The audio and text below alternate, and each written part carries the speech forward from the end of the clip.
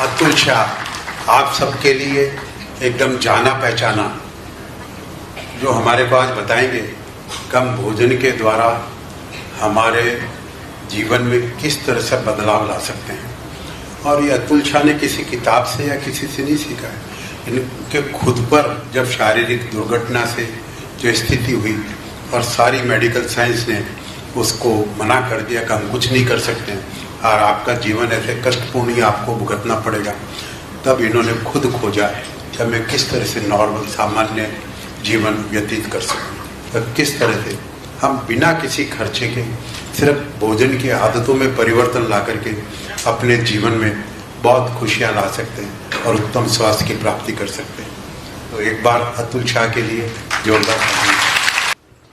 नमस्कार। सबसे पहले तो महेश भाई का धन्यवाद करना चाहूंगा। अभी जो आपसे बात कर रहे थे महेश भाई का धन्यवाद करना चाहूंगा। समाज के परिवर्तन के लिए इस तरीके के कार्यक्रम और होते रहे और ज्यादा से ज्यादा लोग इसका बेनिफिट ले, तो यही इसका एक उद्देश्य है। और आज जिस तरीके से हम ध्यान से आनंद, जीवन में आनंद के लिए ध्यान होना बहुत जरूरी है। अंदर से अपने खुद के ईश्वर के साथ जब कनेक्ट करते हैं, तब जिंदगी में उन शक्तियों को आप अनुभव कर सकते हैं जिसके बारे में कभी आपने सोचा भी नहीं होगा।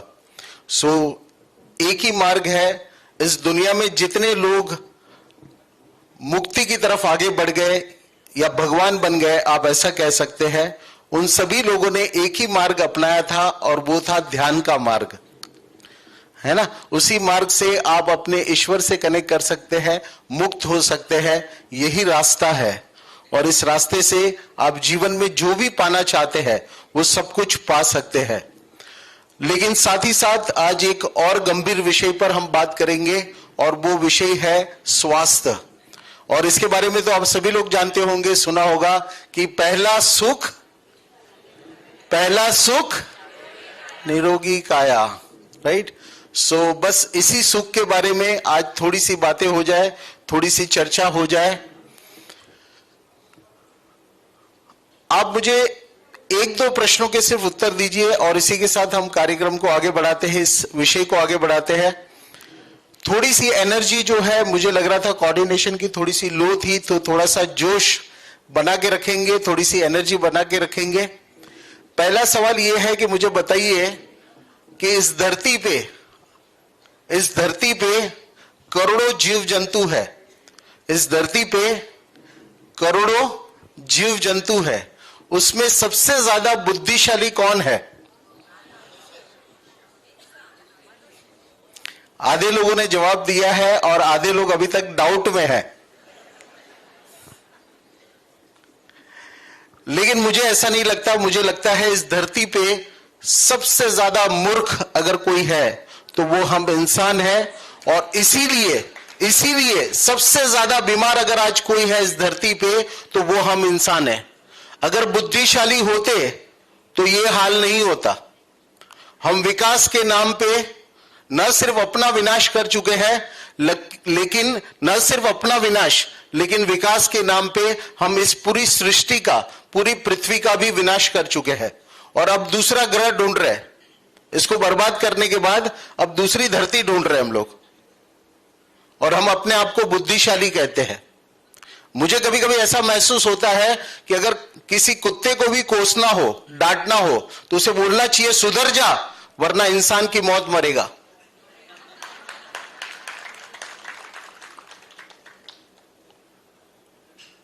आज की तारीख में सबसे बुरी तरह से सड़ के, गल के, हॉस्पिटल में किसी दिन विजिट कीजिए, यहां इन्फ्लेमेशन हो रहा है, वहां इन्फ्लेमेशन हो रहा है, यहां सड़ रहा है, वहां सड़ रहा है, यहां ऑपरेशन, यहां सर्जरी, यहां से काटा, वहां जोड़ा, ये काटा, वो निकाला, ये तोड़ा, ये निकाला, पूरे अस्पताल भरे पड़े हैं। आज इंसान के लिए, मानव के लिए, चाहे जितने अस्पताल बनते हैं, चाहे जितनी दवाइयां बनती है, चाहे जितने डॉक्टर्स बनते हैं, वो हमको कम पड़ते हैं। कभी भी किसी भी पल जाके देखिए आप डॉक्टर के पास, या तो आपको अपॉइंटमेंट लेना पड़ेगा या फिर वेट करना पड़ेगा। है ना, महीने महीनों का अपॉइंटमेंट। कैंसर हॉस्पिटल टाटा का 3 महीने की वेटिंग, 3 मंथ्स। मतलब आप विचार कीजिए, अगर मैं केवल अपने देश की बात करूं, भारत की बात करूं, तो हम ऑलरेडी डायबिटीज का कैपिटल बन चुके हैं। दूसरे नंबर पर हम पिछले 5 साल पहले इनफर्टिलिटी का कैपिटल बन चुके हैं। मतलब आज की तारीख में हमारे देश में 10 लोगों की शादियां होती है तो उसमें से 5 लोग बच्चे पैदा नहीं कर पा रहे। यह है हमारे देश का युवा। तीसरे नंबर पर 1 साल पहले ऑफिशियली हम कैंसर कैपिटल बन गए पूरी दुनिया का। कितने लोगों को यह बात ऑलरेडी पता है कि हम ऑफिशियली कैंसर कैपिटल बन चुके हैं? ओके, ऑलमोस्ट काफी सारे लोग हैं। ओके, और हाल ही में आप सभी लोगों ने वो वायरल वीडियोस देखे होंगे हार्ट अटैक के। 23 साल की लड़की स्टेज पे डांस कर रही थी, परफॉर्म कर रही थी, ऑन द स्पॉट खत्म हो गई, है ना। 9 साल का बच्चा, 12 साल का बच्चा, वो दूल्हे राजा का वीडियो आपने देखा होगा जो घोड़ी पर सवार थे।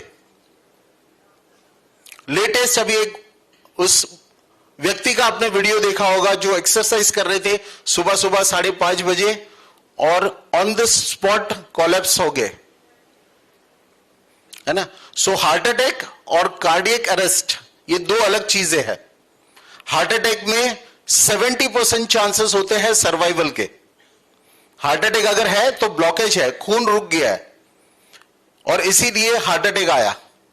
लेकिन कार्डियक अरेस्ट में क्या होता है, तो आपका इलेक्ट्रिकल सिस्टम फेल हो जाता है और उसमें चांसेस जो है वो 90% नहीं होते, 10% चांसेस होते हैं सर्वाइवल के, क्योंकि ऑन द स्पॉट इंसान गिरता है और पल्स रेट खत्म हो जाता है, ऑन द स्पॉट खत्म। जब तक उसको हॉस्पिटल पहुंचाते हैं तब तक मल्टीपल ऑर्गन्स फेल हो जाते हैं। अगर उसको रिवाइव भी कर लिया जाए कुछ पल के लिए तब भी उसके मल्टीपल ऑर्गन्स फेल हो जाएंगे। तो आप जितने वीडियोस आजकल देख रहे हैं वो कार्डियक अरेस्ट के हैं। हार्ट अटैक होता है तो बचने की संभावना होती। और ये वीडियोस आपने कैसे देखे? ये वायरल हो गए और इसीलिए आपके पास पहुंच गए। जो वीडियो बन गए वो आपके पास पहुंचे। अरे ऐसे तो मैं उससे 10 गुना ज्यादा लोगों के किस्से जानता हूं। किसी का 18 साल का बेटा चला गया इस तरीके से, किसी का 30 साल का, 32 साल का। मेरी कम्युनिटी का 27 साल का डॉक्टर दिल्ली में प्रैक्टिस कर रहा था और जगह पे खत्म हो गया। इनके वीडियोस नहीं बने और इसीलिए वायरल नहीं हुए या न्यूज में कवर नहीं हुए। ये न्यूज वाले भी क्या दिखा रहे हैं आपको?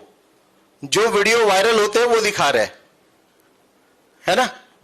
और इतने ज्यादा हार्ट अटैक के केसेस कहीं ना कहीं ये वैक्सीन के साथ कनेक्ट हो रहे हैं, इसीलिए शायद मीडिया इसको कवर नहीं कर रही है।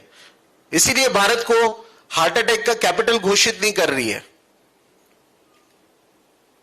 आप देख रहे हैं समाज में क्या हो रहा है, राइट। और इस सभी चीजों के पीछे केवल एक कारण है और वो कारण है कि हम अपने इतिहास को भूल गए। मानव अगर अपने इतिहास को उठा के देख ले तो उसे हर सवाल के जवाब मिल जाएंगे। जिस इंसान को अपना इतिहास नहीं पता वो अपने भविष्य को नहीं बचा सकता। और आज छोटे में मैं आपको थोड़ा सा इतिहास बताऊंगा जिससे आपको यह समझ मिलेगी कि कैसे हम अपने भविष्य को सुरक्षित बना सकते हैं। और बहुत सिंपल है, इतना कॉम्प्लिकेटेड नहीं है जितना हम सोचते हैं। मुझे बताइए यहां बैठे हुए लोगों में आप में से मुझे यह जवाब दीजिए, हमारा हेल्दी रहना, स्वस्थ रहना, यह किसकी जिम्मेदारी है? हमारी या हमारे डॉक्टर की? हमारी खुद की, है ना, राइट। सो यहां अगर बीमारियों की बात करें तो यह विषय डॉक्टर का है। आपको अगर कोई बीमारियां होती है, कोई इमरजेंसीज आती है तो वहां आपके डॉक्टर मदद कर सकते हैं। लेकिन स्वस्थ रहने के लिए आपके डॉक्टर आपकी मदद नहीं करेंगे, वो हमारी अपनी जिम्मेदारी है। हमारे बीच कुछ डॉक्टर्स भी होंगे, medical practitioners. Okay, thank you so much. So multiple doctors हमारे बीच बैठे हैं, है ना। सो किसी भी प्रकार की अगर इमरजेंसी हो तो आप डॉक्टर की मदद जरूर ले, क्योंकि इमरजेंसी में अगर किसी को हार्ट अटैक आ जाए या किसी का एक्सीडेंट हो जाए तो उस समय केवल एक ही व्यक्ति है इस धरती पे, और वो है हमारे डॉक्टर, जो हमारी मदद कर सकते हैं। और इसीलिए डॉक्टर को भगवान का दूसरा रूप बोला जाता है ना। सो किसी भी प्रकार की इमरजेंसी में केवल डॉक्टर ही हमारी मदद कर सकते हैं। मैं ये नहीं कह रहा हूं कि डॉक्टर के पास नहीं जाना है, लेकिन हेल्दी रहना ये डॉक्टर की नहीं, ये हमारी अपनी जिम्मेदारी है। और इसके लिए केवल हमें अपने इतिहास को जानना है। और बहुत सिंपल, बहुत छोटे में, दुनिया के सारे पशु प्राणी हम इंसान की तरह ना तो बीमार पड़ते हैं, ना कभी हमारी तरह उनको इमरजेंसीज आती है। आपने जिंदगी में कभी किसी जानवर को बीमार होते हुए नहीं देखा होगा, और अगर देखा हो तो वो जरूर इंसानों के बीच रहता होगा और हमारा दिया हुआ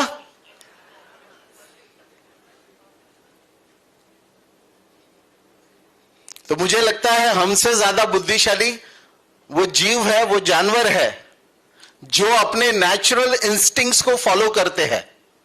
क्या करते हैं? वो केवल अपने नेचुरल इंस्टिंक्ट्स को फॉलो करते हैं, और उनको पता है कि भगवान ने उन्हें क्या खाने के लिए बनाया है।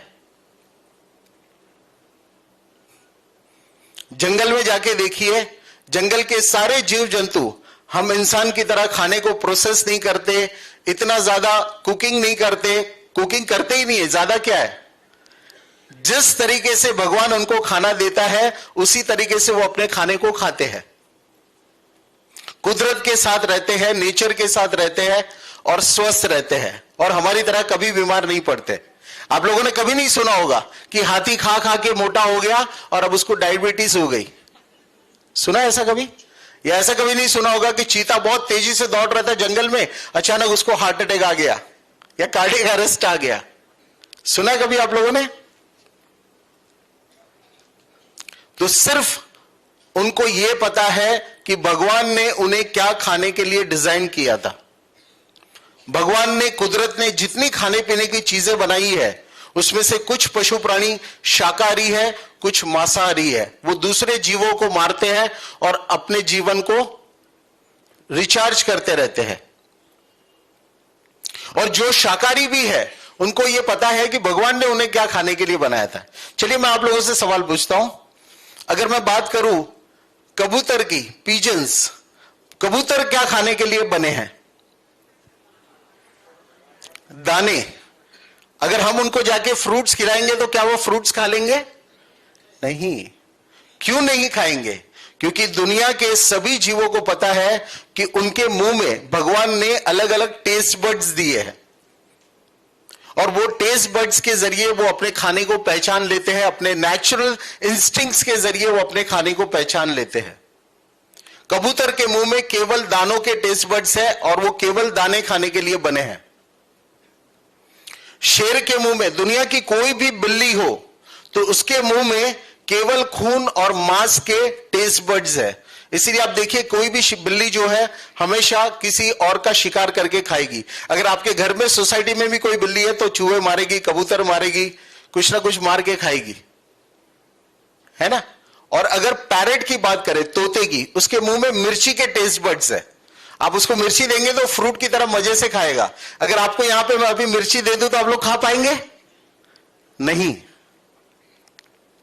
और उसी तरीके से अलग अलग जीव जंतुओं को, अगर गाय की बात करें तो उसके मुंह में ग्रास के टेस्ट बड्स है, और अलग अलग जीव है जिनके मुंह में अलग अलग टेस्ट बड्स है।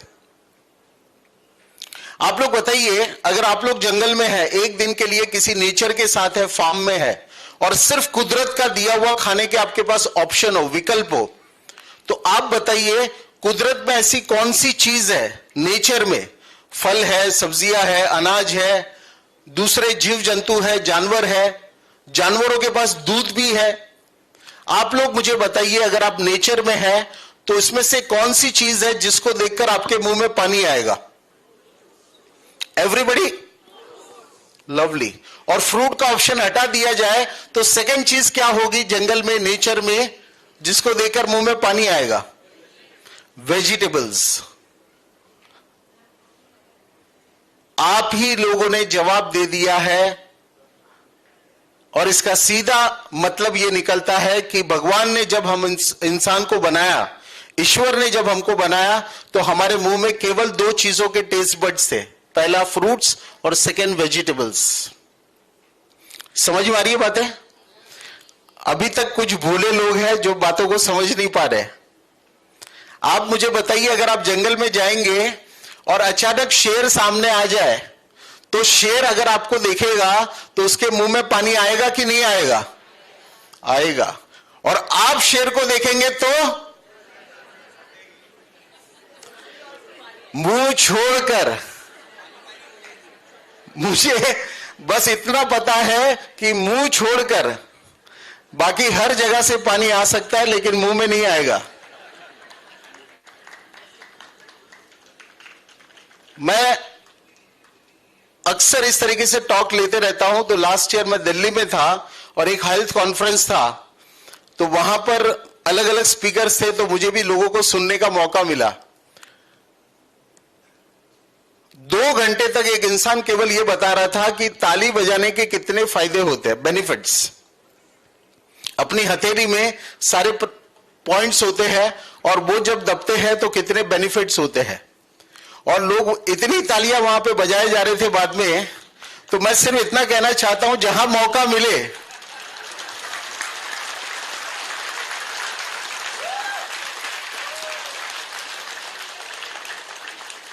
न सिर्फ ताली बजाने से न सिर्फ आपको फायदा मिलेगा, बल्कि जब आप किसी प्रोग्राम में तालियां बजाते हैं तो स्पीकर को यह पता चलता है कि उसकी कौन सी बात लोगों के दिलों तक पहुंच रही है। आ रही बात समझ में?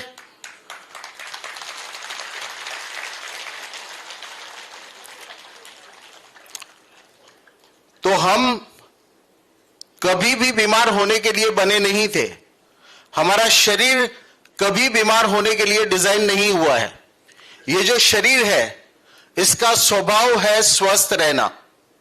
ये बीमार होने के लिए कभी बना नहीं था।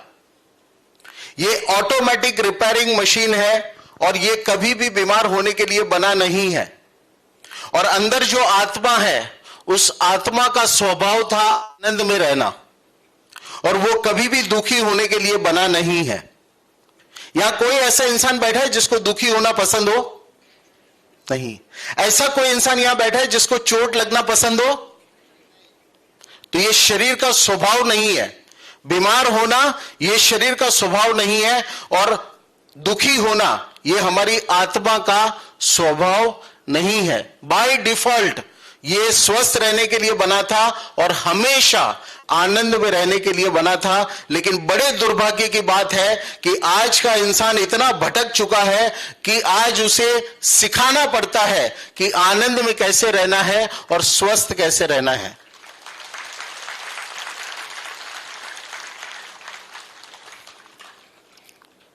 आज का इंसान इतना भटक चुका है कि उसे छोटी छोटी बातें भी सिखानी पड़ती है। खाना कैसे खाना है, पॉटी कैसे करना है, सोना कैसे है। देखिए, हर चीज पे वीडियोस बने पड़े। हम अपने आप को बुद्धिशाली कहते हैं, इसको बोलते हैं बुद्धिशाली। अरे हमसे लाख गुना बुद्धिशाली है वो जानवर जंगलों में जो रहते हैं, जिनको कुछ सिखाना नहीं पड़ता है। कितने भटक चुके हैं कि आज बच्चा पैदा करने के लिए इंसान को मेडिकल इमरजेंसी आती है। अब विचार कीजिए, जबकि हमारी सोसाइटी में रहने वाले कुत्ते बिल्ली रात को टहलते रहते हैं और सुबह 8-10 बच्चे पैदा कर देते हैं खुद, बिना किसी सपोर्ट के। और यहां एक बच्चा पैदा करने के लिए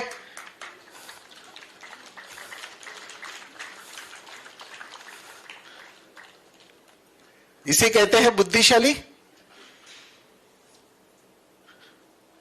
जब पहले हम कुदरत के साथ रहते थे, नेचर के साथ, इंसान की एक फितरत है, सबको कंफर्ट चाहिए, कंफर्ट। पूरी दुनिया आपको कंफर्ट बेचना चाहती है और इंसान दिन रात केवल कंफर्ट के लिए लड़ता है, और इसी कंफर्ट ने हमको बर्बाद कर दिया।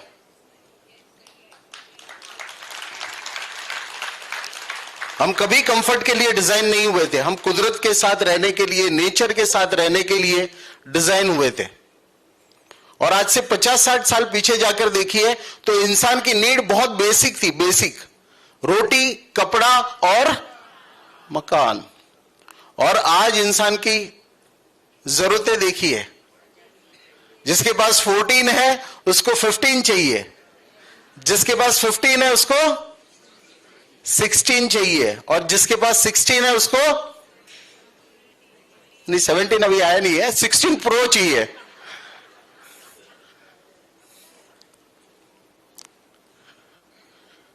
हमने जबरदस्ती इतना विकास करके अपने आप को बहुत ज्यादा स्ट्रेस में डाल दिया, और इसीलिए आज दिन रात सेमिनार चलते हैं लोगों के स्ट्रेस कम करने के लिए,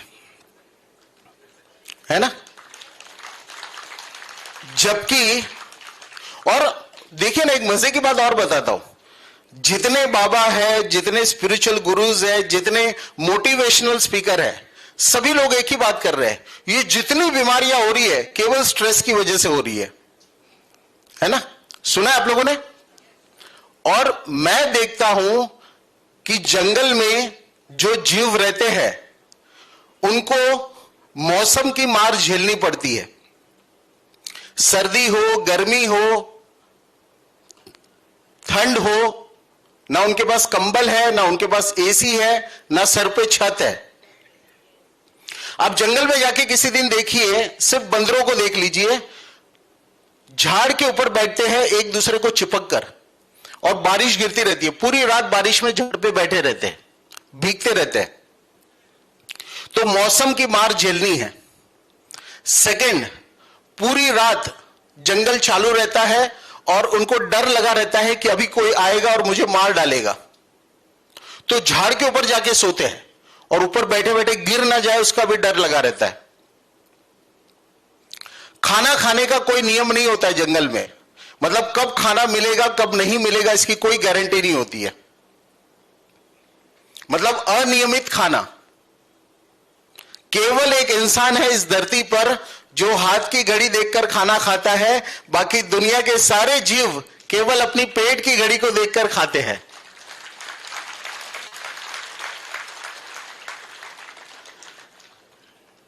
और जब खाना भी खाते हैं वो जंगल में, तो उनको डर रहता है कि अभी कोई पीछे से आएगा और मुझे मार डालेगा। तो आप देखिए उनको जीवों को, आप अपने एरिया में कभी पक्षियों को नीचे बैठ के खाते हुए देखिए, बार बार उड़ेंगे, बार बार बैठेंगे, और बार बार यहां वहां पे देखते रहेंगे कि अभी कोई पीछे से आके मुझ पर हमला ना करे। मतलब शांति से हम देखते हैं, बोलते अरे ध्यान से खाना खाओ, उनके पास कहां ध्यान है। तो जंगल में ना टाइम टेबल होता है खाने का, मौसम की मार झेलनी पड़ती है, और दिन भर जीवन और मृत्यु की लड़ाई चलती है। पानी भी जब वो पीते हैं तब उनको डर रहता है कि अभी पानी से कोई निकलेगा और मुझे मार डालेगा। विचार कीजिए, इतने भय में, इतनी चिंता में, इतने स्ट्रेस में जीने के बावजूद भी एक भी बीमारी उनको नहीं होती है। अगर स्ट्रेस से बीमारियां होनी चाहिए थी तो सबसे ज्यादा बीमार तो ये जंगल में रहने वाले लोग होने चाहिए थे।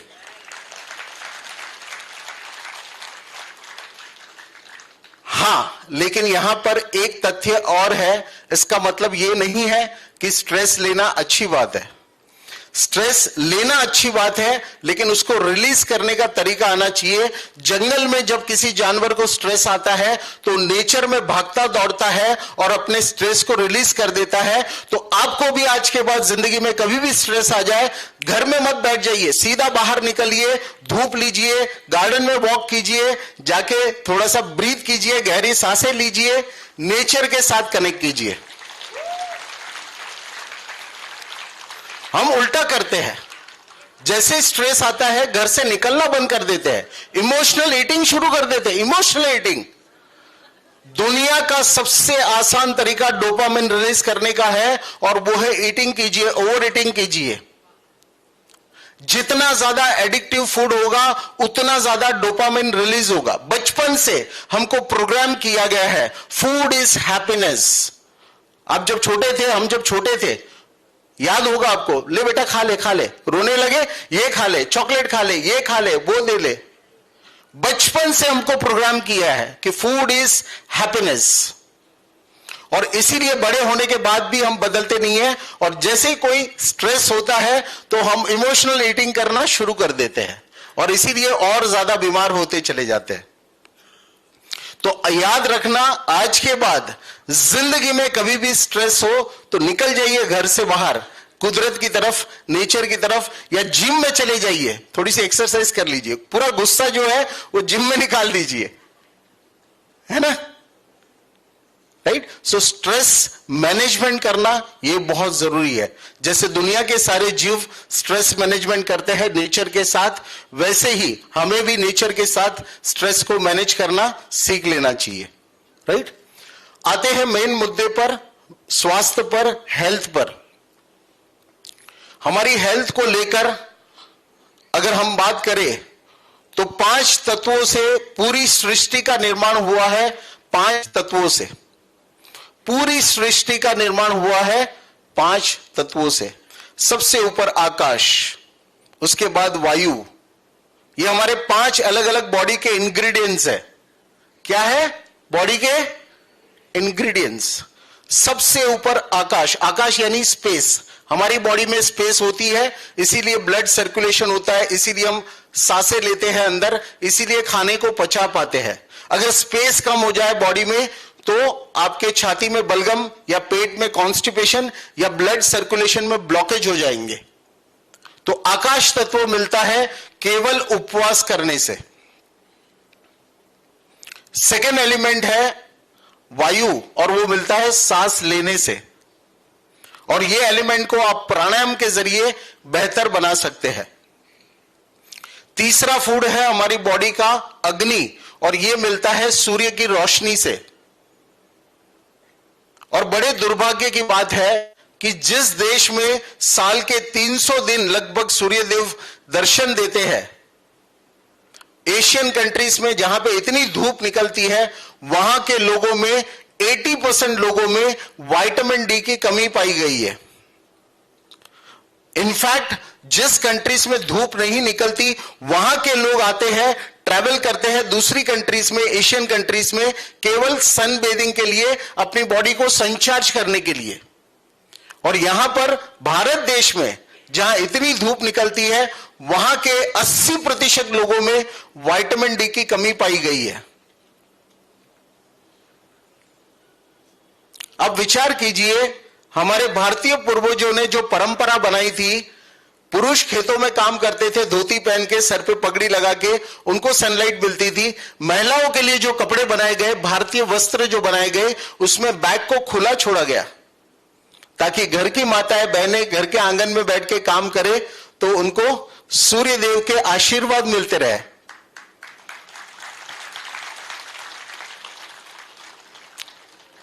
और चौथा फूड है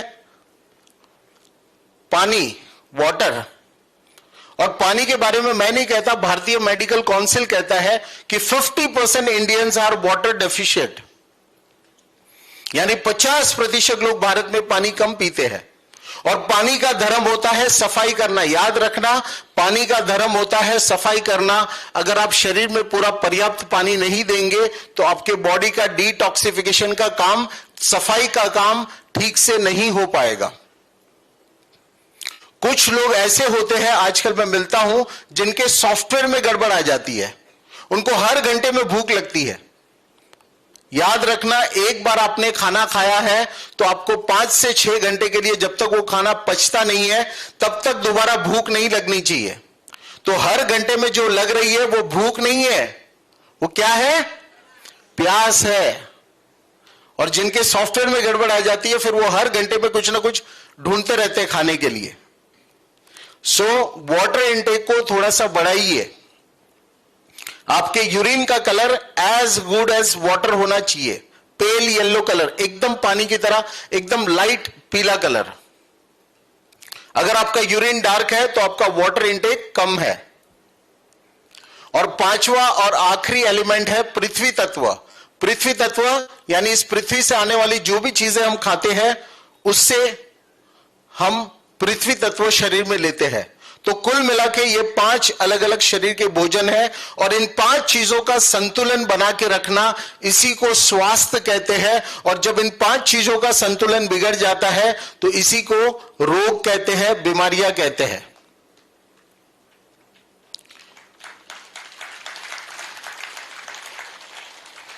अगर ये 5 तत्वों का संतुलन बिगड़ जाए तो आपका शरीर आपको सिग्नलिंग देना शुरू करेगा। बीमार होने से पहले शरीर 5 से 10 साल तक लगातार आपको सिग्नलिंग करेगा, यानी प्री डिजीज इंडिकेशंस देगा।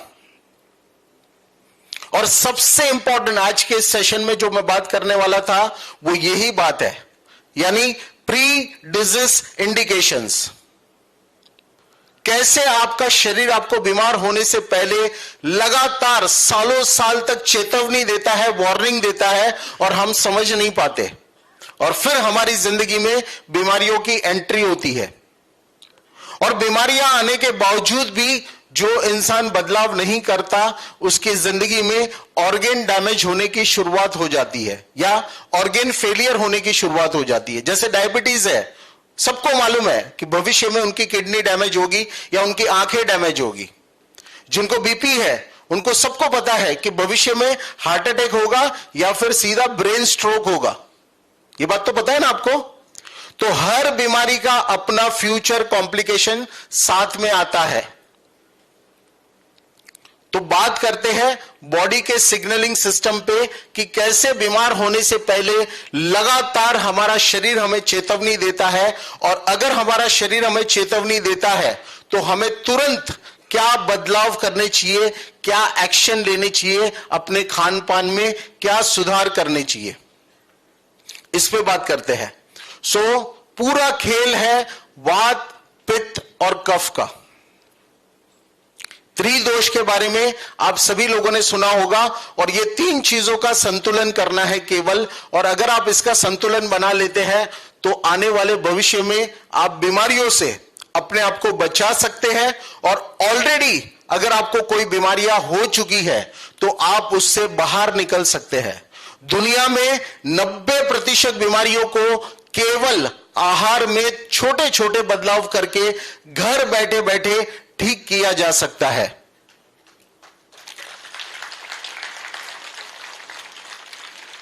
और यह सिर्फ कहने की, बोलने की बात नहीं है।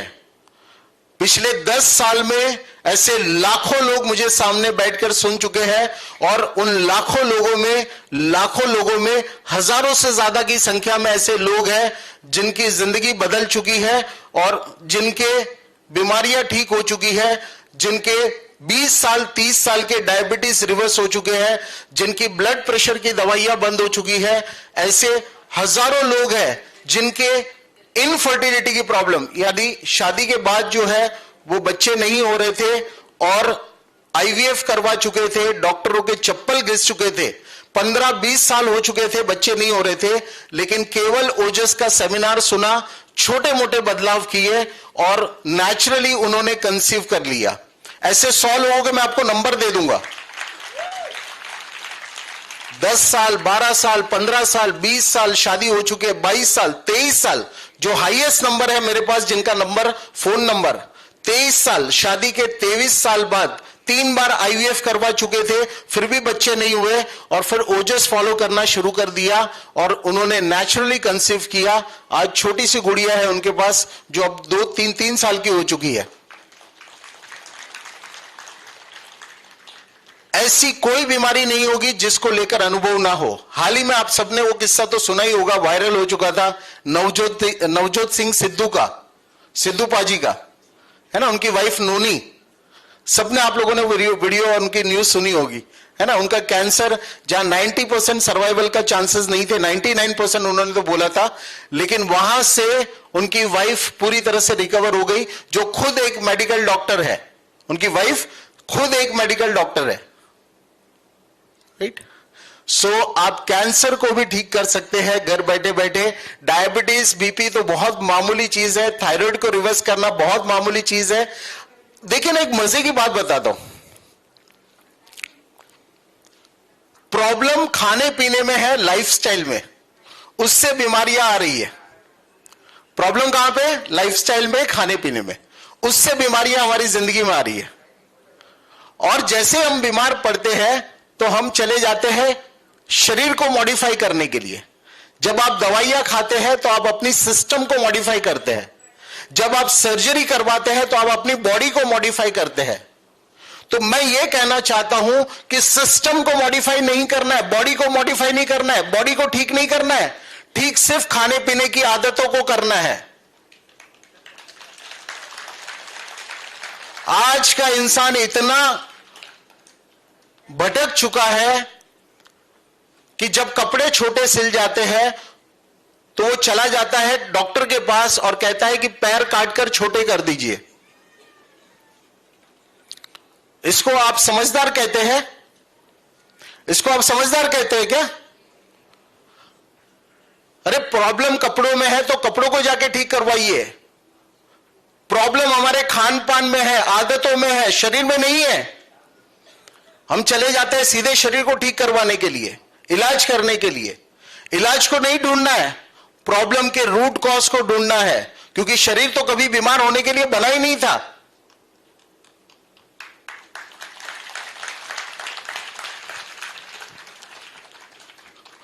सो सिग्नलिंग सिस्टम को समझ लेते हैं, जो बहुत पावरफुल है, बहुत इंपॉर्टेंट है। और थोड़ा सा टाइम हमारे पास शायद बचेगा तो हम थोड़े से क्वेश्चन आंसर भी ले लेंगे। अभी तक की जो बातें हो रही है वो अगर समझ में आ चुकी हो तो एक बार जोरदार थोड़ी सी लंबी तालियां बजाइए, जोरदार।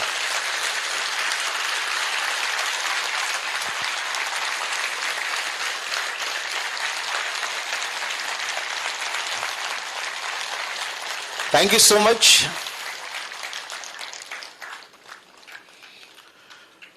एक माताजी आए थे प्रोग्राम में और थोड़ी सी ओबेसिटी थी, मोटापा था।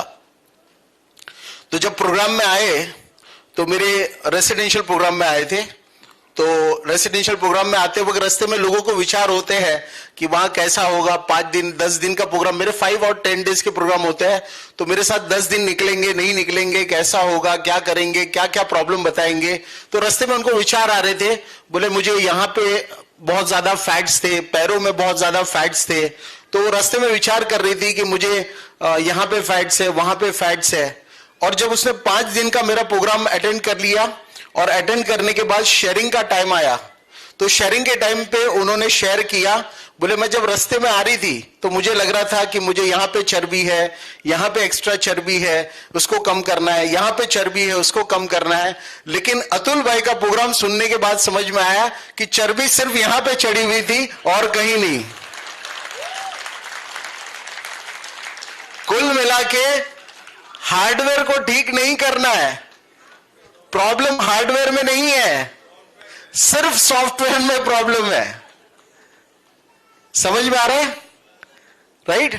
सो सॉफ्टवेयर को ठीक करना है। और आज महेश जी ने आज आप सभी लोगों के सॉफ्टवेयर को ठीक करने के लिए मुझे यहां पर बुलाया है।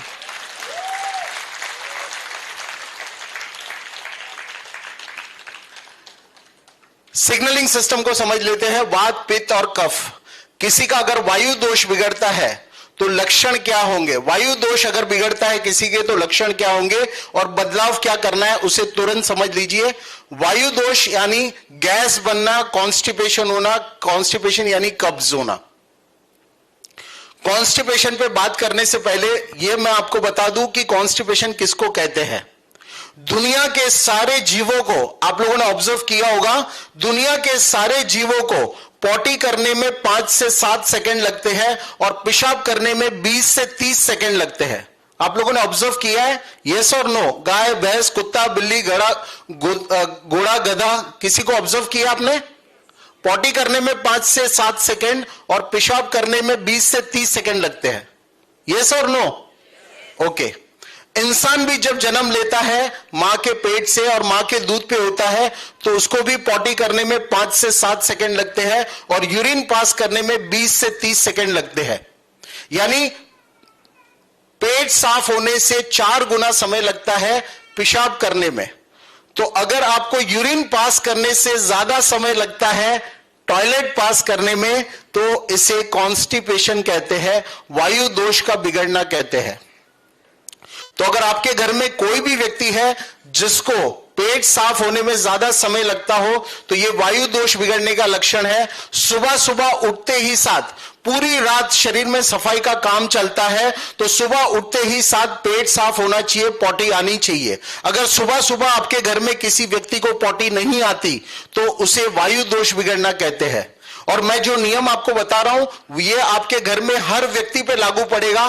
तो अभी बैठे बैठे न सिर्फ अपने आप को एनालाइज करना बल्कि आपके परिवार में, आपके घर में रहने वाले हर व्यक्ति को एनालाइज करना, चाहे वो 2 साल का बच्चा हो या 100 साल का बुजुर्ग हो, सबको एनालाइज करना।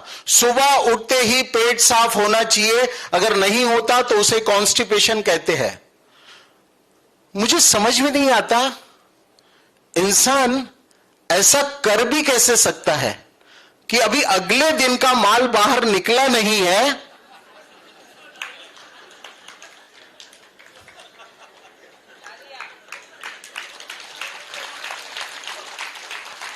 कुछ भोले लोग हैं, काय झाला अभी तक समझ में नहीं आला। हाँ, तो आप लोग बाकी के लोग बाजू वाले को किसी को नहीं समझ में आया तो समझा दीजिए। अरे मुझे ऐसे ऐसे लोग मिलते हैं। एक शादी में अभी गया था, अरे बोले सुबह सुबह भाग के गया नाश्ता करने के लिए बिना रेडी हुए। हम लोग 3 दिन के लिए शादी में थे कहीं पे राजस्थान में। सुबह सुबह बिना तैयार हुए भाग गया नाश्ता करने। और बोले क्या हो गया? बोले मैं जब तक दबा के खाता नहीं हूं तब तक बाहर आता नहीं है। अरे बोले भाई साहब वो तो ऑटोमेटिक सिस्टम रहता है, अपने आप बाहर आना चाहिए। ये धक्का स्टार्ट गलत है, ये धक्के के चक्कर में पिछवाड़ा फट जाएगा। तो बोले ऑलरेडी 2 बार फट चुका है, 2 बार पाइल्स का ऑपरेशन हो चुका है।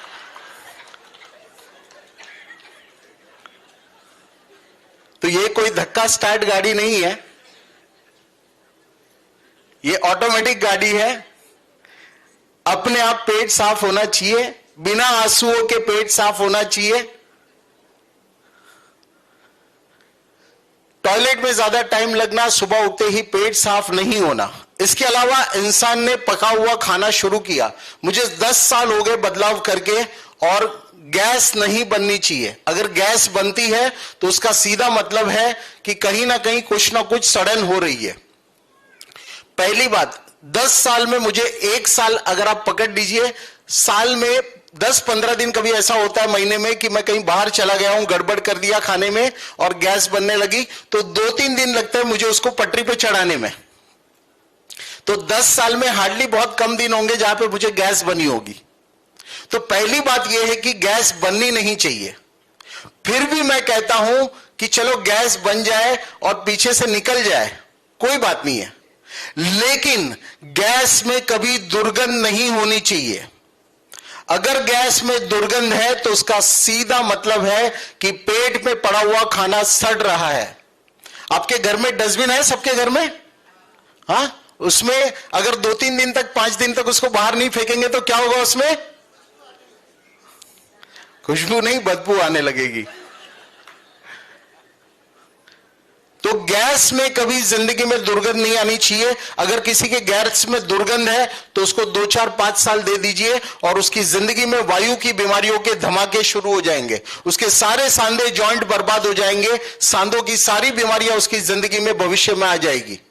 शरीर में दर्द होने वाली जितनी बीमारियां हैं वो सारे वायु के रोग है। दर्द होने वाली, शरीर में दर्द होने वाली जितनी बीमारियां हैं वो सारे वायु के रोग है। इंसोम्निया, नींद नहीं आना, ये वायु का रोग है।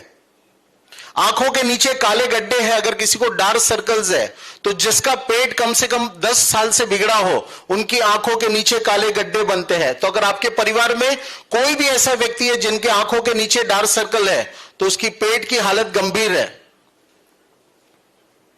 बार बार जिनका B12 कम होता हो, यह भी वायु दोष बिगड़ने का लक्षण है। जिनकी गट हेल्थ बिगड़ जाती है उनका बार बार B12 कम हो जाता है।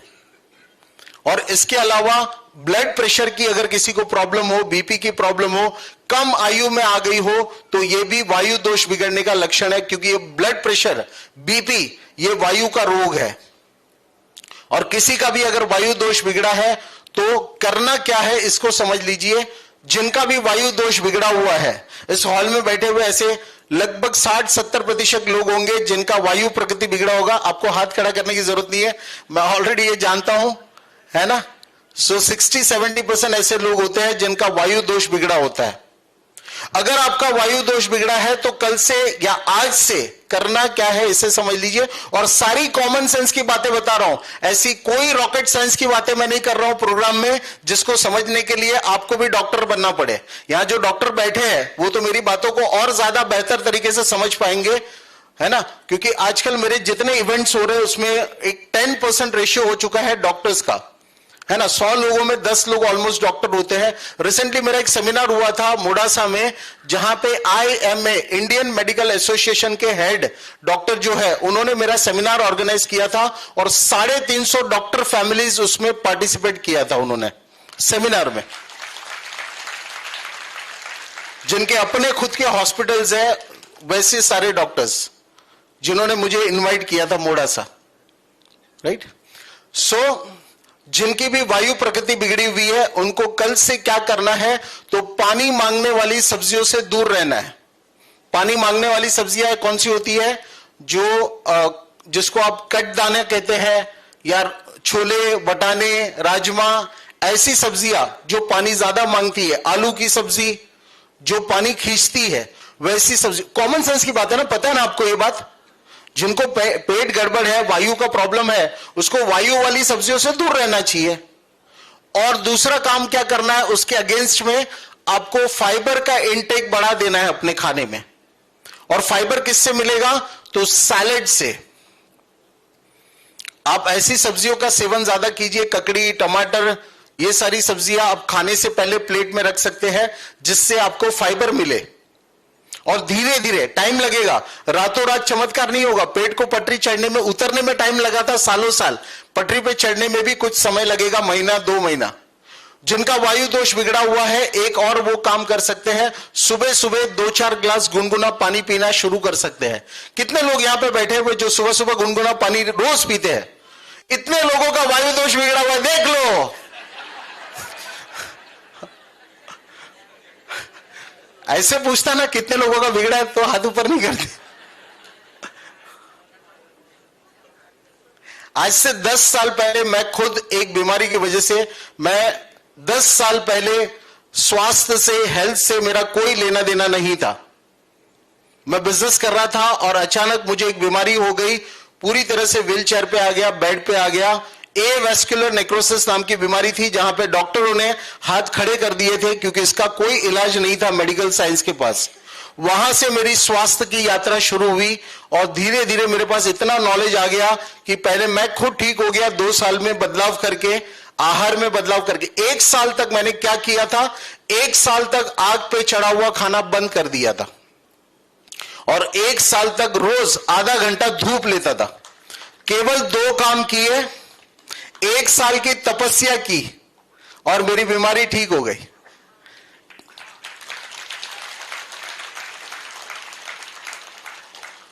और स्वस्थ रहने की भी 2 ही चीजें हैं, एक तो लाइफ में संयम और नियम लेकर आइए, स्वास्थ्य के नियम लेकर आइए और संयम लेकर आइए। और अगर कोई गंभीर बीमारियां है तो मैं आज भी लोगों से यही कहता हूं कि एक तपस्या कर लीजिए और आप ठीक हो जाएंगे। और वो तपस्या क्या होती है, तो आखिरी में 10-15 मिनट हम लोग लेंगे, 10 मिनट लेंगे क्वेश्चन आंसर के लिए। तो मैं आपको बताऊंगा, कुछ प्रॉब्लम में कहता हूं 3 दिन उपवास कीजिए नारियल पानी पे, 3 दिन कीजिए पाइनएप्पल जूस पे उपवास कीजिए, 3 दिन अंगूर के जूस पे तपस्या कर लीजिए, या 10 दिन की कर लीजिए। बड़ी बीमारियों में 10 दिन की तपस्या, उससे बड़ी बीमारियों में 20 दिन की तपस्या। बस ऐसी ही तपस्या मैं लोगों को देता हूं और लोगों की 20-20 साल। एक पार्टिसिपेंट रिसेंटली आए थे मेरे पास जिनका नाम है निखिल कांटावाला, उसका वीडियो चाहिए तो मैं आपके ग्रुप में भेज दूंगा।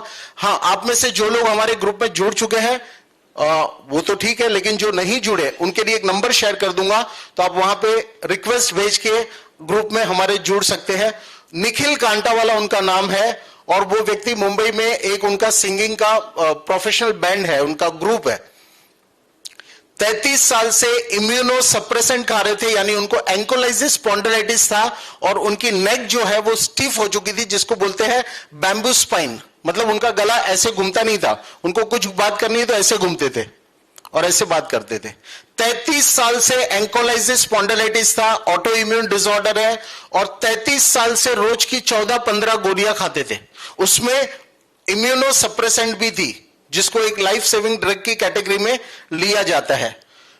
10 दिन के लिए मेरे पास आए प्रोग्राम में, और एक तपस्या की, फास्टिंग किया, फ्रूट फास्टिंग, जूस फास्टिंग किया, और 10 दिन में वो दवाई बंद हो गई। आज उस बात को 1.5 साल हो चुके हैं, पूरी दवाइयां टोटली बंद है। और उन्होंने हिसाब लगा के, रिसेंटली आए थे, उन्होंने बताया हिसाब लगा के कि अब तक मैंने, अतुल भाई, टोटल पिछले 33 साल में 1.5 लाख गोलियां खाई है। 1.5 लाख, और एक भी सिंगल गोली अब चालू नहीं है। और दवाई बंद करना यह बड़ी बात नहीं है। 10 दिन के फास्टिंग के बाद उनका जो नेक का स्टिफनेस था वो खत्म हो गया, इन्फ्लेमेशन खत्म हो गया, दर्द खत्म हो गया, और अब वो अपने पूरे नेक को घुमा सकते हैं यहां से वहां। 33 साल की पीड़ा खत्म हो गई। ऐसे एक नहीं, हजारों किस्से हैं लोगों के ट्रांसफॉर्मेशन के, जो बीमारियों से मुक्त हो गए। राइट? सो अब करना क्या है? जिनका भी वायु दोष बिगड़ा है उनको पानी मांगने वाली सब्जियों से दूर रहना है, और फाइबर का इंटेक बढ़ाना है। और वो भी फाइबर कहां से मिलेगा? तो सैलेड से मिलेगा। मुझे बड़ा आश्चर्य होता है, मुझे बड़ी हंसी भी आती है कभी कभी, जब इंसान मेडिकल स्टोर में जाता है और बिस्किट के अंदर फाइबर ढूंढता है।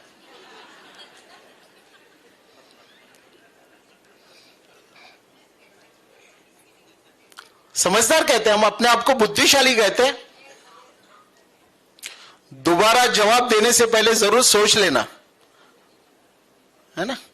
इससे बड़ा मूर्ख प्राणी इस धरती पे और कोई नहीं है। हम इंसान से बड़ा मूर्ख और कोई नहीं है ना? खुश होने की बात तो नहीं है।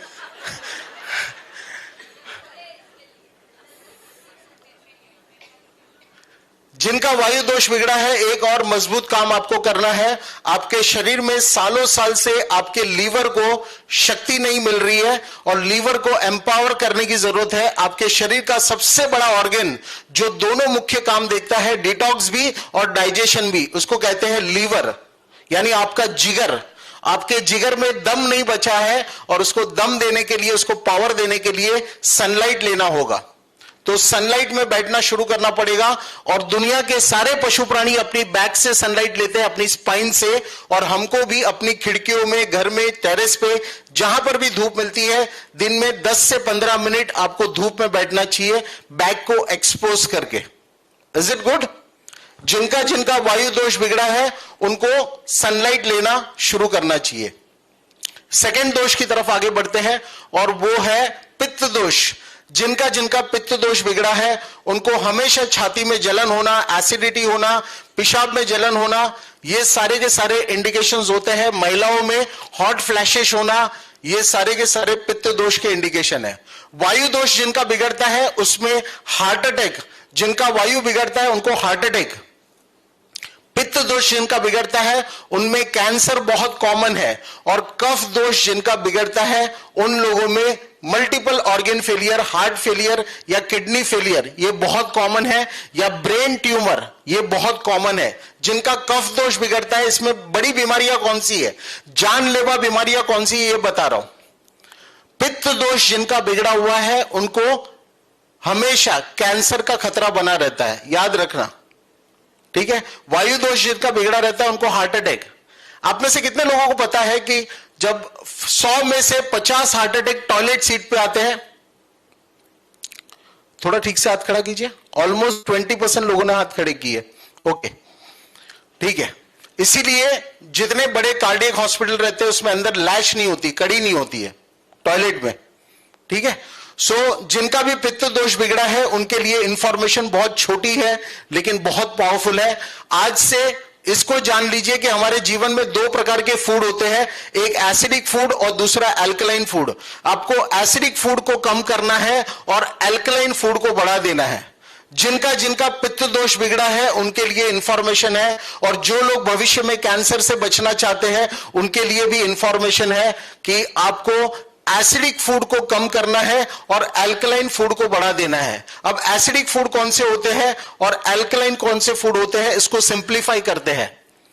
फ्रूट्स, वेजिटेबल एंड वाटर, ये तीन चीजें, पानी, फल और सब्जियां, ये अल्कलाइन है, जिसको खाने के लिए हम डिजाइन हुए थे, याद है ना आपको। और ग्रेन्स, अनाज, प्रोसेस फूड, सारी चीजें, गरम मसाले, ये सब कोई एसिडिक है, इसको कम करना है और अल्कलाइन फूड को बढ़ा देना है। एसिडिक फूड की दुनिया में नंबर 1 एसिडिक फूड है कोल्ड ड्रिंक, इसीलिए बाबा रामदेव उसे बेस्ट टॉयलेट क्लीनर बोलते हैं।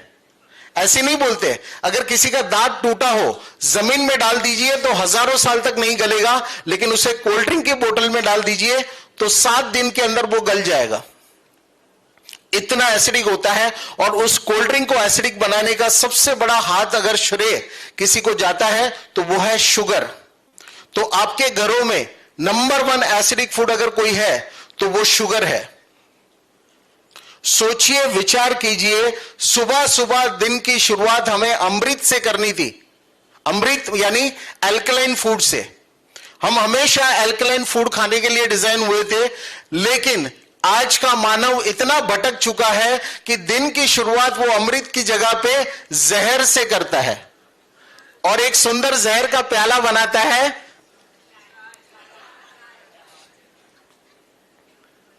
तो हमेशा याद रखना, दिन की शुरुआत, देखिए ना, अंदर के पुर्जे बेचारे रोते हैं पूरी रात। जब आप उपवास करते हैं, सबसे लंबा उपवास आप रात को करते हैं बाय डिफॉल्ट, इसीलिए सुबह के नाश्ते को क्या कहते हैं बताइए आप लोग? ब्रेकफास्ट। जब आप फास्ट को ब्रेक करते हैं तो सुबह सुबह आपके अंदर के पुर्जे जो है इंतजार करते हैं कि मेरे मालिक उठ गए, अब मुझे सुबह सुबह अमृत भेजेंगे वो। लेकिन उसे नहीं पता पुर्जों को कि मालिक इतना बेवकूफ हो चुका है, भटक चुका है, मूर्ख हो चुका है कि वो सुबह सुबह एक जहर का प्याला बनाएगा और अपने शरीर में डालेगा। कोई दुश्मन के साथ भी ऐसा व्यवहार ना करे, कोई दुश्मन के साथ भी ऐसा व्यवहार ना करे जैसा हम अपने साथ करते हैं। वो समय अलग था जब लोग चाय पी के पचा लेते थे, तब उतना वायु प्रदूषण नहीं था, तब इतना अर्बनाइजेशन नहीं था, तब हम कुदरत के साथ जुड़े हुए थे, तो एक अत्याचार शरीर बर्दाश्त कर लेता था। लेकिन आज समय बदल चुका है, आज पूरा पर्यावरण बिगड़ चुका है, हर चीज में मिलावट हो रही है, खाने में, पीने में, हर इंसान अपनी बचत के पीछे लगा है और मिलावट करने में लगा पड़ा है। और आज के इस प्रदूषण भरे वातावरण में अगर स्वस्थ जीवन जीना है तो हमें खुद को बदलना पड़ेगा, अपनी आदतों को बदलना पड़ेगा। हम पूरी दुनिया में कारपेट नहीं बिछा सकते, हमें खुद होशियार बन के अपने लिए चप्पल जूते बना लेने चाहिए। समझ में आ रही है बातें?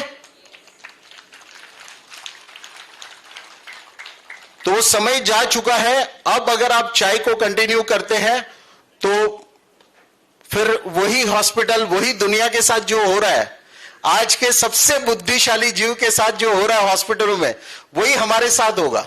और पता है, हर इंसान को पहले ऐसा लगता है, बीमार होने से पहले ऐसा लगता है कि मुझे वरदान मिला है, मुझे कुछ नहीं होगा। और जब हो जाता है तो भगवान को कोसता है, हे भगवान मेरे साथ क्यों? दुनिया में कोई इंसान ऐसा नहीं सोचता है कि एक दिन मुझे रोड पे हार्ट अटैक आएगा और वहीं प्राण निकल जाएंगे। दुनिया में कोई लेडी, कोई महिला ऐसा नहीं सोचती अपने लिए कि एक दिन मुझे कैंसर हो जाएगा। लेकिन हर दिन रोज 10,000 लोगों की जान चली जाती है हार्ट अटैक की वजह से, और रोज हजारों लोगों को कैंसर हो रहा है महिलाओं में। तो दिन की शुरुआत हमेशा अल्कलाइन फूड से कीजिए। फल है, सब्जियां है, या फिर नट्स और सीड्स है, मतलब 2 बादाम, थोड़े से मूंगफली के दाने, थोड़े से वॉलनट भिगा लीजिए एक कटोरी में और सुबह सुबह वो खा लीजिए, थोड़े फ्रूट खा लीजिए या फिर सैलेड खा लीजिए। सुबह का नाश्ता जो है, ब्रेकफास्ट जो है, कम से कम मैं ये कहना चाहता हूं कि कम से कम बोनी समझते, दिन की शुरुआत ठीक से कीजिए, है ना? राइट? समझ में आ रही है बातें मैं क्या कहना चाहता हूं? पूरे दिन भर का खाना नहीं बदल सकते। मैं सिर्फ इतना कहना चाहता हूं कि सुबह का नाश्ता बदलिए और उसमें एल्कलाइन फूड खाना शुरू कीजिए। सुबह सुबह नाश्ते में फल, सब्जियां ऋतु के अनुसार और भीगे हुए सीड्स और नट्स, है ना, या फिर वेजिटेबल के जूसेस बना के भी पी सकते हैं। ओजस में बहुत पॉपुलर है ग्रीन जूस, उसकी रेसिपी आपको यूट्यूब पे मिल जाएगी। वो लोग बना के पीते हैं, हरे पत्तों का जूस बना के, पालक, पुदीना, धनिया का जूस। और जिन जिन लोगों को एसिडिटी की प्रॉब्लम है, केवल सुबह का नाश्ता एल्कलाइन करने से ही आपकी प्रॉब्लम ठीक हो जाएगी। आगे बढ़ते हैं आखिरी दोष की तरफ और कंप्लीट करते हैं। आखिरी दोष है कफ दोष। और जिनका भी कफ दोष बिगड़ा हुआ है उसके लक्षण क्या होंगे, ध्यान से सुनिए। कफ दोष बहुत इंपॉर्टेंट है। जैसे 70% लोगों के वायु दोष बिगड़े हैं, वैसे ही यहां बैठे हुए कम से कम 50% लोगों के कफ दोष बिगड़े हुए हैं।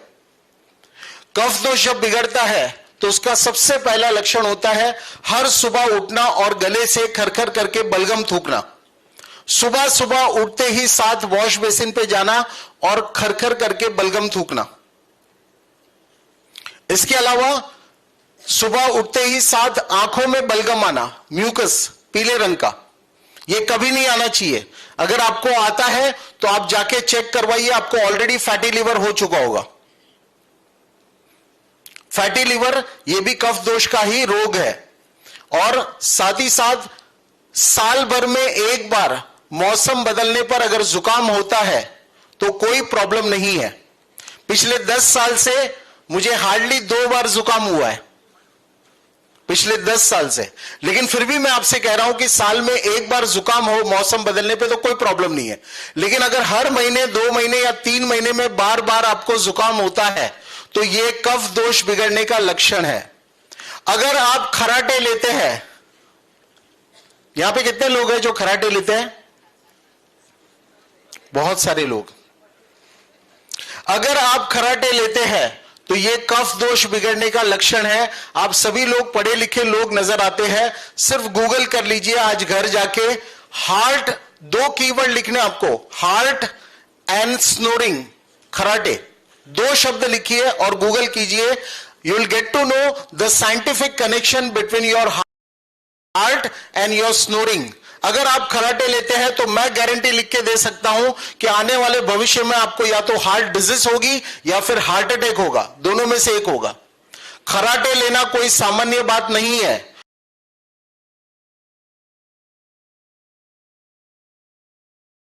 और मैं जो बदलाव अभी कहूंगा वो करेंगे तो 1 हफ्ते में खराटे आने बंद हो जाएंगे, 1 हफ्ते में।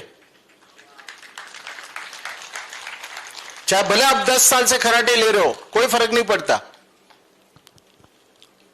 तो अगर आप खराटे लेते हैं तो यह वायु दोष बिगड़ने का लक्षण है। ओबेसिटी, अगर मोटापा, अगर आप अपने सामान्य वजन से 15 किलो, 20 किलो, 30 किलो, 40 किलो ज्यादा है तो यह भी कफ दोष बिगड़ने का लक्षण है। जिनका जिनका कफ दोष बिगड़ा हुआ है उनके ओबेसिटी ये कॉमन है।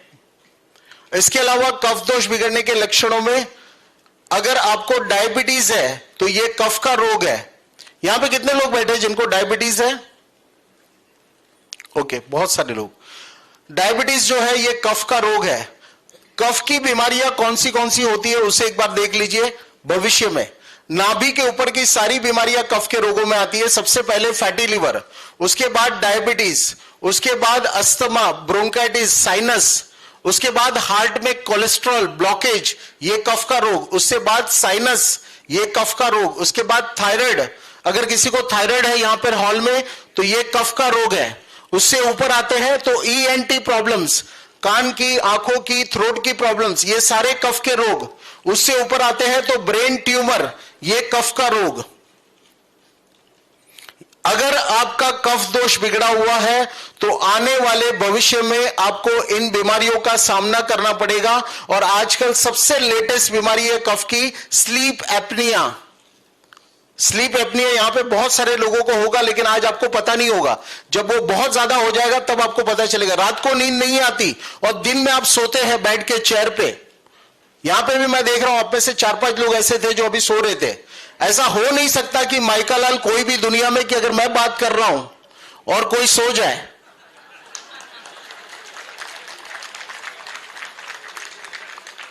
अगर वो सो रहा है तो मैं समझ चुका हूं कि वो अंदर से बहुत बीमार है। स्लीप एपनिया वाला हमेशा कुर्सी पे बैठ के सो जाएगा, क्योंकि उसको रात को सफोकेशन होता है, ठीक से सांस नहीं मिलती है और रात को ठीक से नींद नहीं हो पाती उसकी। तो कफ का, अगर किसी का कफ दोष बिगड़ा हुआ है तो आने वाले भविष्य में आपको क्या बदलाव करना है या कल से क्या बदलाव करना है उसे समझ लीजिए। कल से आपको जो है इस दुनिया में, थोड़ी देर के लिए वाटर डिस्ट्रीब्यूशन होल्ड कीजिए ना। हाँ, थोड़ा सा मुझे भी डिस्टर्बेंस हो रहा है, सॉरी, बट थोड़ा सा होल्ड कर दीजिए please. Thank you so much. एक बार जोरदार तालियां बजा सकते हैं?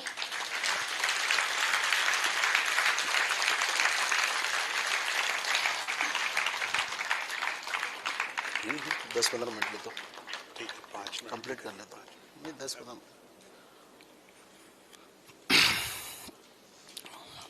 10-15 मिनट का क्वेश्चन आंसर लेंगे कि नहीं लेंगे, या बाद में ले लो? आप बोलिए तो चलिए।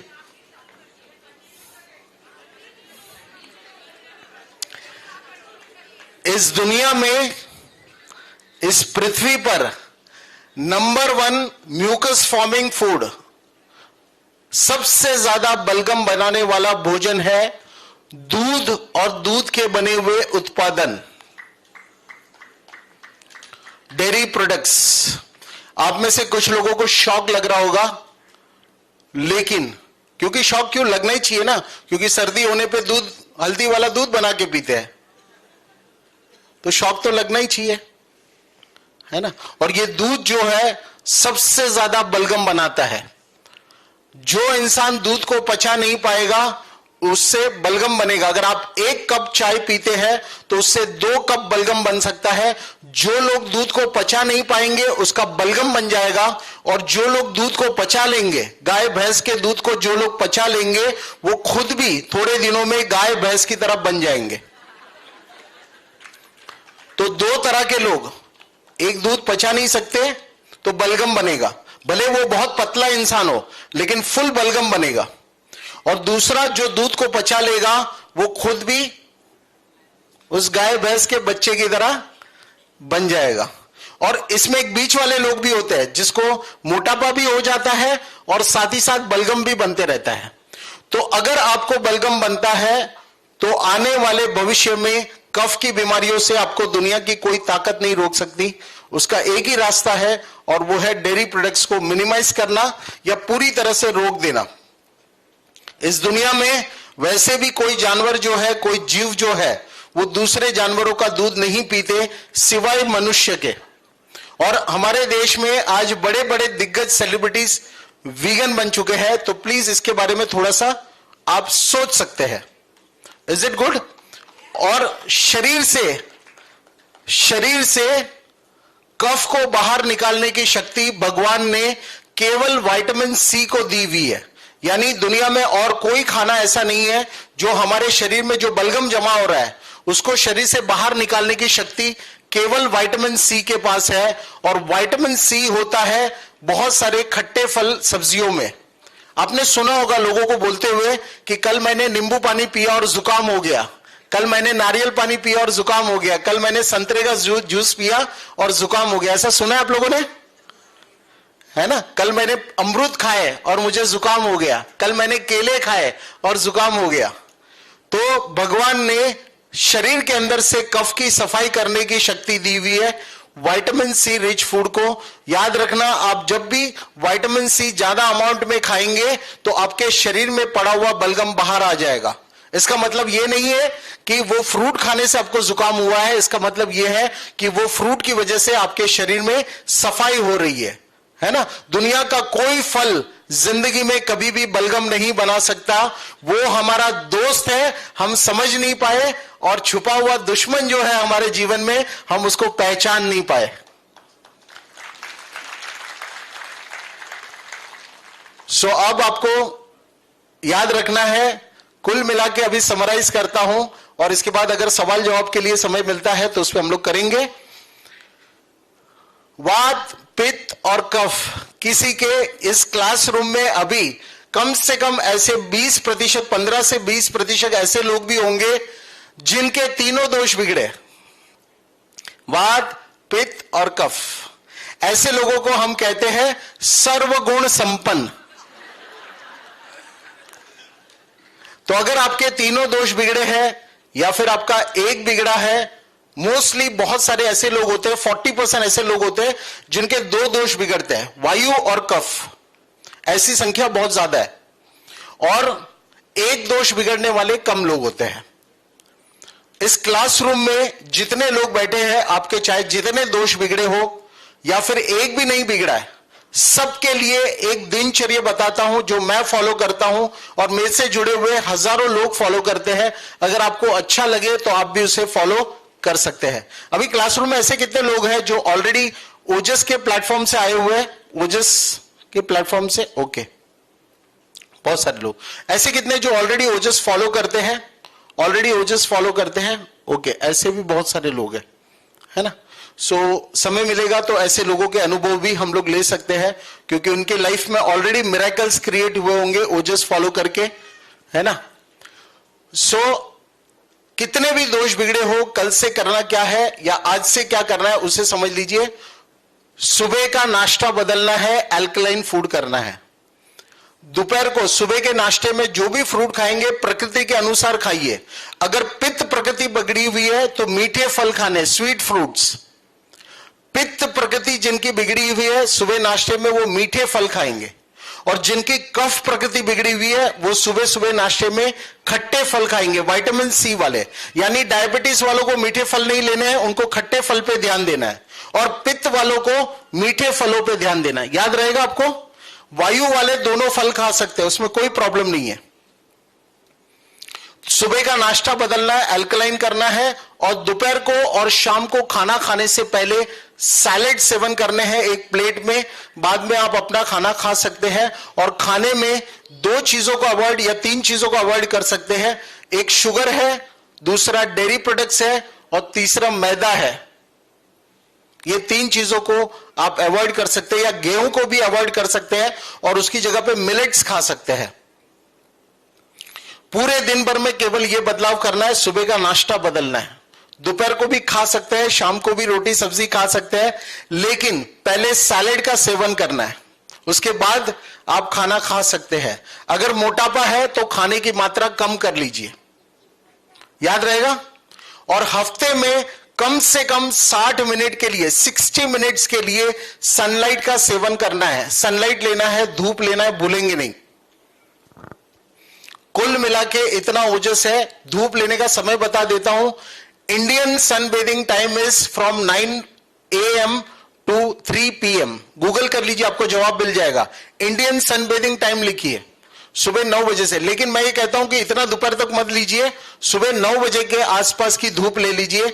7 बजे के आसपास की धूप से हमको ज्यादा लाभ नहीं मिलेगा, क्योंकि हमारी स्किन डार्क है, ठीक है। तो 9 बजे के आसपास धूप में बैठ लीजिए, और घर पे 9 बजे नहीं आती, 11 बजे आती है, 12 बजे, तो भी कोई प्रॉब्लम नहीं है, ले लीजिए 10 मिनट बैठ के। Is it good, right. और सुबह का नाश्ता बदलना है, याद रहेगा। कुल मिला के मैं सिर्फ इतना कहने आया हूं कि सुबह सुबह घर में आग लगाना बंद कीजिए।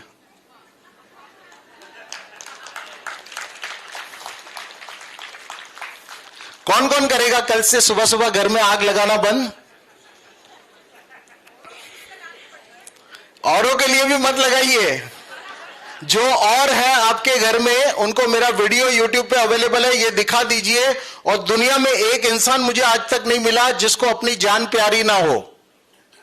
सबको अपनी जान प्यारी है, और मेरा वीडियो दिखा देंगे। खास तौर पे यंगस्टर्स, सबसे पहले मुझे यंगस्टर्स एक्सेप्ट करते हैं, तो आप मेरा वीडियो दिखा दीजिए उनको, और सुबह सुबह पूरा परिवार मिलके करेगा तो ये लाइफस्टाइल बनेगा, वरना आप इसको सस्टेन नहीं कर पाएंगे। घर में याद रखना, एक इंसान भी ऐसा होगा जो सुबह सुबह चाय पिएगा, चाय के साथ फ्रूट विरुद्ध आहार बन जाता है। तो दोनों में से एक को आपको कल से चुनना पड़ेगा, या फल या ओजस या फिर आपको चाय, दोनों में से एक को चुनना पड़ेगा। घर में अगर एक इंसान चाय पीने वाला होगा तो पूरे घर का सत्यानाश कर देगा। आपने सुना होगा कि एक टमाटर सड़ता है तो सारे टमाटर को वो सड़ा देता है। पूरे परिवार का सामूहिक डिसीजन होगा, फैसला होगा, तब आप ओजस को सस्टेन कर पाएंगे, वरना सस्टेन नहीं कर पाएंगे। मैं जानता हूं कि इंसान की फितरत है अनुभव करके सीखना, ठोकर खा के सीखना, लेकिन ठोकर खाने का इंतजार मत कीजिए, क्योंकि कुछ कुछ लोगों को, इतने नसीब वाले नहीं होते सब कोई, जिनको ठोकर खाने के बाद संभलने का मौका मिले। समझ में आ रही है बातें? हाँ, मैं 1000 बार बोलूं क्लासरूम में खड़े रह के, यहां पे ऐसा गला चीर के खून निकाल दिया जाए और फिर भी समझाऊं, फिर भी इंसान की फितरत है अनुभव करके सीखना। 100 बार बोलूं गोबर है, गोबर है, गोबर है, मत खाना, मत खाना, लेकिन हम इंसान हैं, जब तक चखेंगे नहीं तब तक।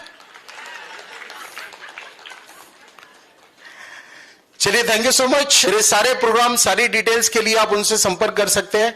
8125254242, तो आप इससे लिंक ले सकते हैं और जानकारी ले सकते हैं मेरे बाकी के इवेंट्स की।